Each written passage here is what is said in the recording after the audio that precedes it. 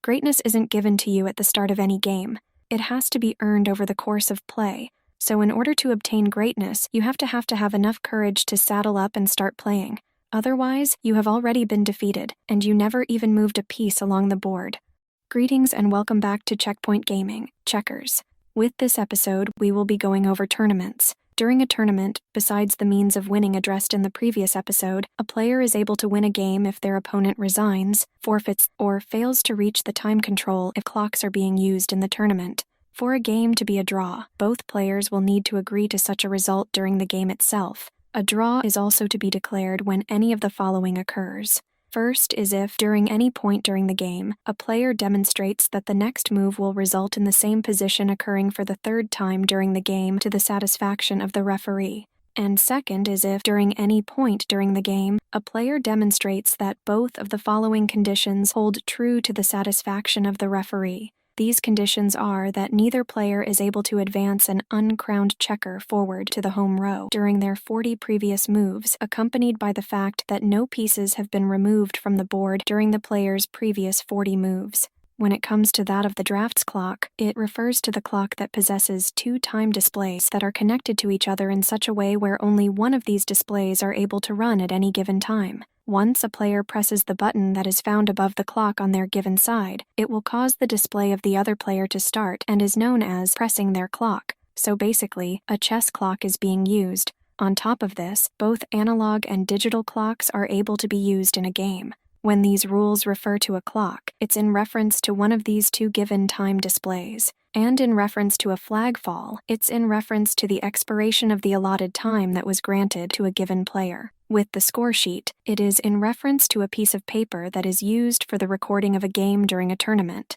In addition to this, the score sheets are considered to be the property of the event's organizer. During the course of the tournament, either player is able to adjust their given pieces that remain upon the board so that they're properly aligned within their given square. This can be done at any time during a game as long as they tell their opponent what their intention is. But without this adjustment warning given to the opponent, if the player touches a piece on their turn, then they will have to play said piece. But if the piece isn't legally able to be played, then they're to receive a warning for the first offense and then punished by having them forfeit with any subsequent actions. And if any part of a playable checker is placed over a corner of a board square in which it is situated, then the move will have to be completed in that given direction. If a player engages in a false, improper, or illegal move, they're to be warned the first time that they do so with the move that they just made being recalled. Any subsequent false, improper, or illegal move that they perform shall cause said player to forfeit the game. This includes, but isn't limited to, the following examples. The player doesn't capture or fails to complete multiple captures. They touch an unplayable piece in their turn. They perform an ordinary or capturing move into a wrong square, moves an uncrowned piece backwards. They inadvertently remove any number of pieces that belong to them or their opponent that aren't found in a position to be removed due to the move during the capturing process. Adds any number of their own pieces back onto the board, continuing a string of captures through the king row with an uncrowned piece, or moves a checker when it isn't their given turn. It is also possible for the opponent to condone an illegal move if they move one of their pieces on their subsequent turn. If any piece is accidentally displaced due to accident or outside cause, then said piece is to be replaced without any penalty occurring with the game continuing as normal. And if any player refuses to adhere to these rules, they are to immediately forfeit the game. Before the start of any given game, the tournament controller will decide where the drafts clock is to be placed. With all analog clocks, they should be wound up before play begins with each clock face displaying the same time. And at the start of each session, the referee is to start each clock in turn, regardless of if one or both players are absent for their assigned game.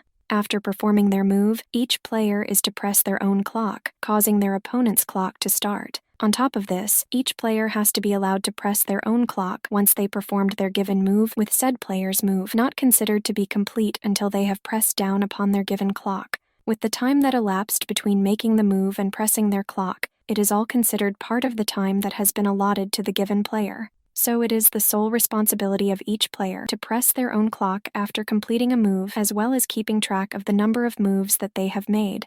But if they fail to do this, no warning is to be given to said player, particularly from a third party. Although the player is allowed to press their respective clock with either hand, they're not allowed to keep their finger upon the respective button or hovering over it. When dealing with the drafts clock, the players will have to do so properly. This means that the players are forbidden from punching it, picking it up, or knocking it over. If a player is to improperly handle a draft clock, they're to be cautioned about it when it comes to that of the first offense and to cause a forfeit of the game for any subsequent offenses. With any indication that the clocks give, they are considered conclusive when there is an absence of any evident defects. But if a drafts clock possesses an evident defect, then it is to be replaced with the tournament director replacing the clock and establish the times found on the players' respective clocks to the best of their judgment. Regarding the flags, if both of them fall and it is impossible to determine which flag fell first, then the game is to continue under normal conditions. Other than having to go to the bathroom or take a smoking break, players are not allowed to walk away from the board as their game is still going on. In either situation, the clocks are to be kept running, and if it has been determined that a player is unable to use the clock, then an assistant can be provided to said player in order to perform this operation on their behalf as long as said assistant has been approved by the tournament controller. When the drafts clock is being used, then each player will have to make either a minimum number of moves or all of them within the time that has been allotted to the player. With the flag, each clock possesses one of them.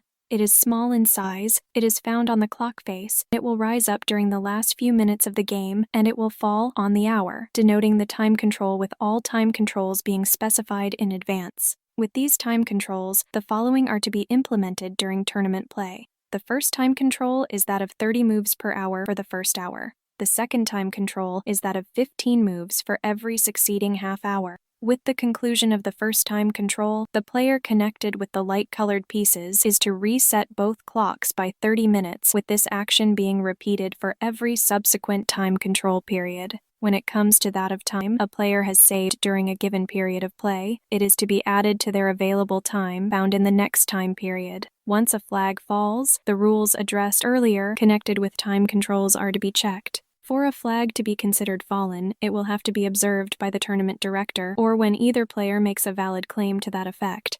And if a player doesn't perform the prescribed number of moves within the time that has been allotted to them, then said player is to have lost said game, regardless of what their board positioning looks like. If a player isn't present at the start of a given session, their opponent is to start their respective clock, which is to be done in consultation with the tournament controller. So the player whose turn it is to play is to have their clock start at the beginning of the given game, and if the player arrives to the game before an hour has elapsed, then they're allowed to play the game, but with the time that is available to them be reduced in accordance with their absence. However, if the absent player arrives after their flag has fallen, then they have forfeited the game in question. And if the player arrives after their flag has fallen for a second time, that is 2 hours after the scheduled time, then said player is to have forfeited both games. But if both players are absent for the start of the game, then 2 clocks are to be started, one for each player. If both players remain absent for the game, then both players are to receive no points for that given game. If a situation arises when a game needs to be interrupted, then only the tournament controller is allowed to stop both player clocks. And when a problem arises, a player will have to obtain assistance from the tournament controller. If the tournament controller stops the clock so that they can deal with an issue, then it is up to the tournament controller to decide when the game is to restart.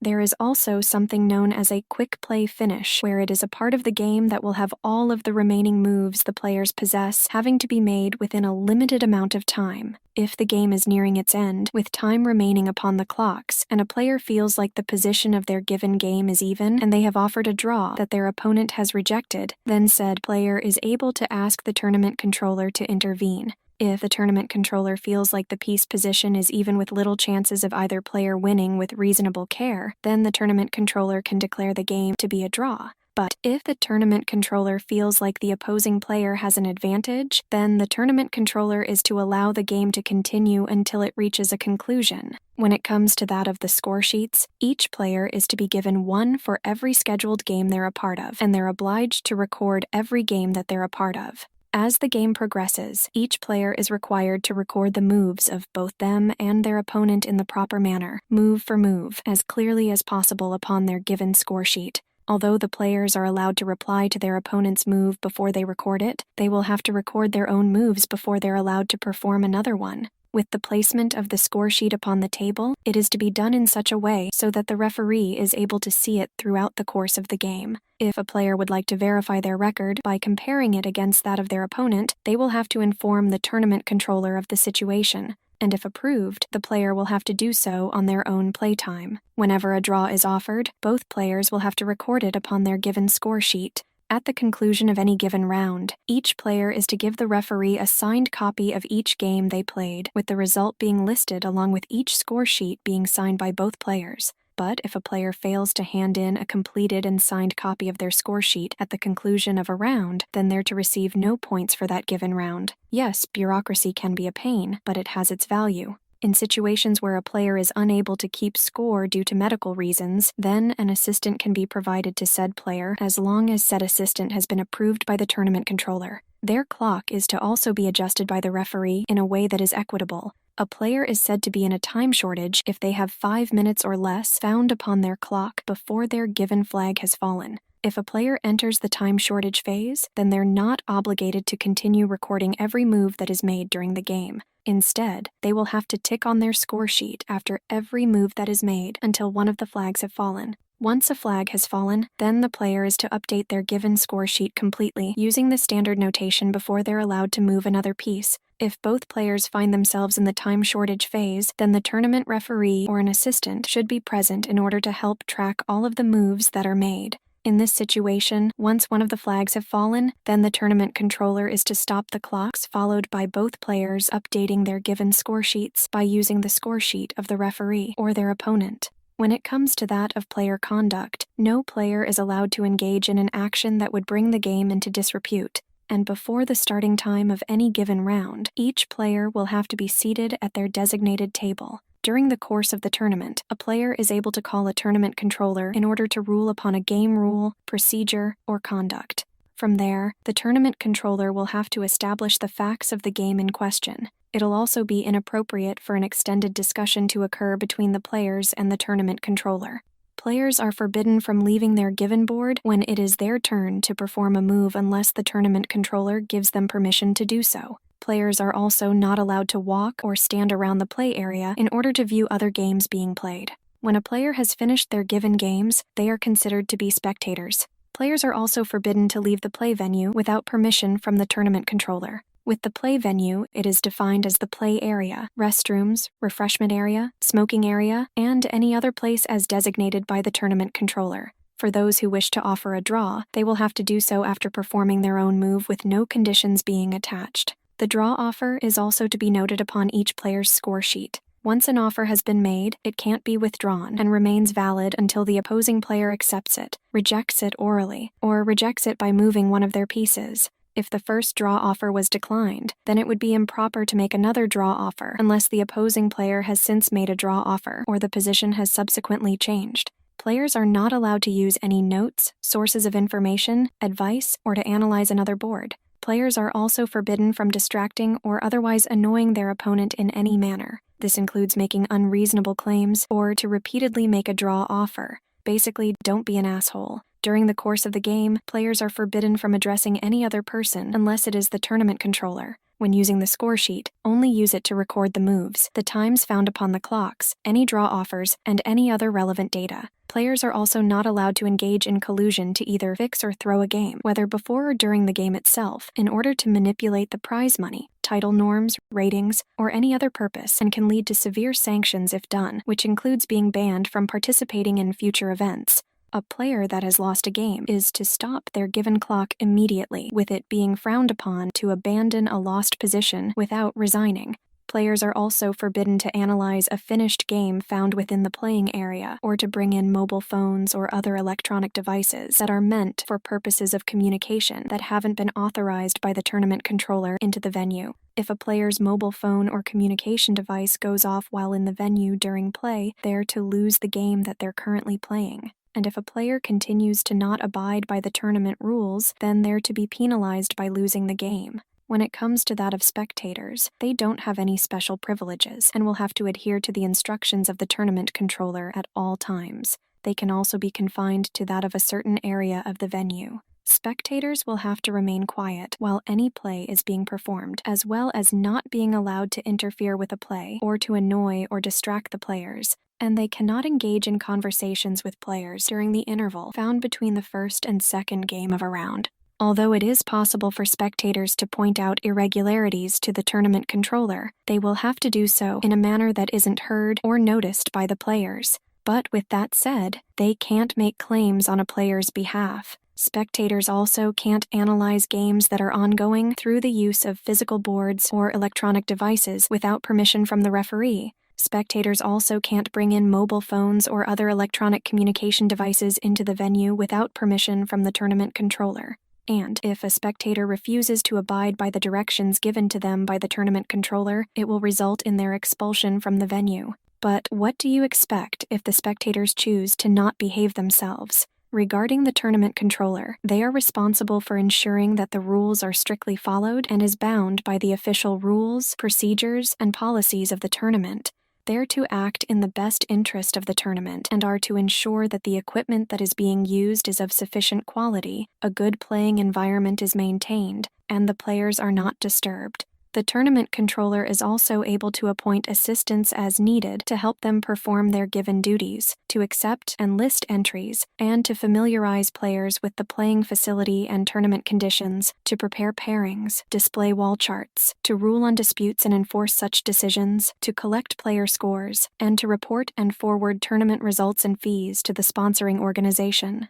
The tournament controller is to decide upon the player seating arrangement, as well as to oversee the opening of ballots if they're being used, and to ensure that all of the clocks are started at the prescribed time for the commencement of a round. They are responsible for the supervision of the competition, observe the games, especially those that see players short on time, enforce decisions that have been made, impose penalties upon players when appropriate, and to intervene in games except for those described by the rules. The tournament controller also refrains from informing a player that their opponent has completed a move or that the player has yet to press their given clock. If a breach of the rules is to occur by a player or spectator, then the tournament controller is to apply one of the following penalties to the offender: give a warning, declare the game to be a loss, disqualify the individual from the tournament, or to expel the individual from the event. The tournament controller is to also use their discretion when it comes to belief that the violation in question was done unintentionally. When a player expresses the desire to appeal a decision made by the tournament controller, then the tournament controller is to appoint an appeals committee in order to hear said appeal.